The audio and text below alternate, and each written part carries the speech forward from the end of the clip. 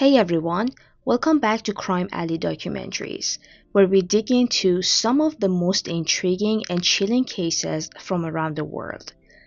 I'm your host, and today we're headed to the sunny beaches of Goa. But before you picture palm trees and sunburned tourists, let me stop you right there.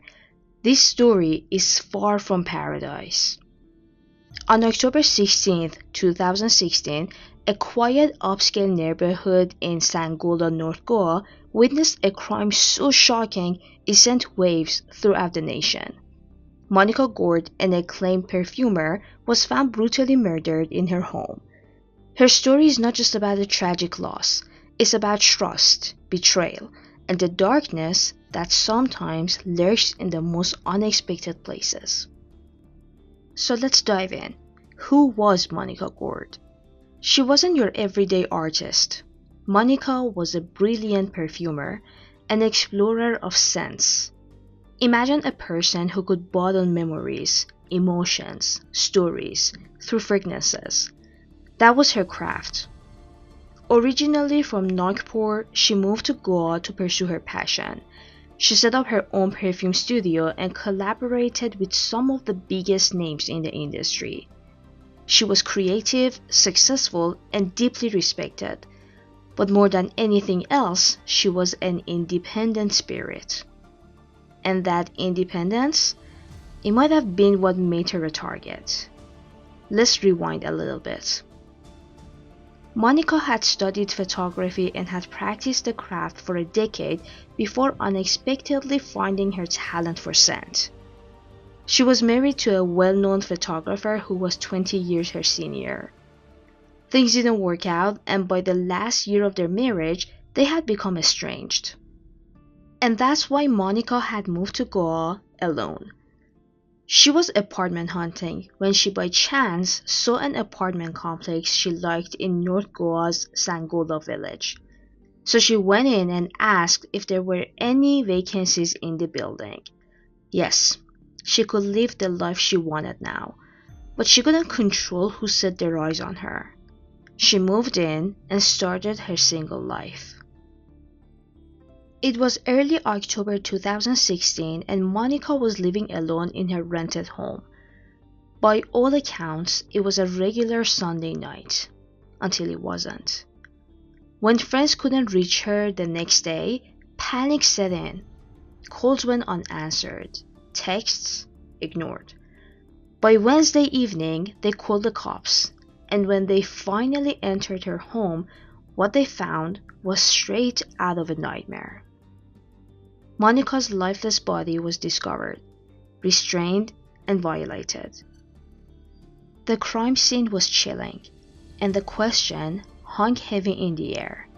Who could do this, and why? Now here's where it gets unsettling. There were no signs of forced entry, no ransacking. It seemed like whoever did this knew her, and it didn't take long for the cops to catch a break. Enter Rajkumar Singh, a 20-year-old security guard who had been fired from the apartment complex where Monica lived. Fired for stealing her umbrella, no less. But what would drive a guy like him to commit such a gruesome crime? Turns out, revenge is a powerful motivator. Rajkumar had been fired after Monica reported him for theft. In his mind, she was the reason why his life spiraled. He stood over it for months. And then, he planned, he stalked, he waited. On that fateful night, he broke into her home armed with a twisted sense of retribution.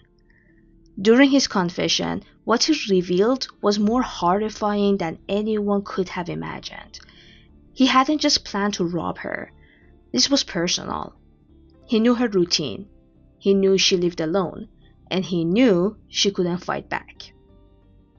Apparently, Rajkumar had pleaded with Monica to take back her complaint, but since she was not the only one who had made a complaint against him, she refused to do so, and the pair ended up in a heated argument.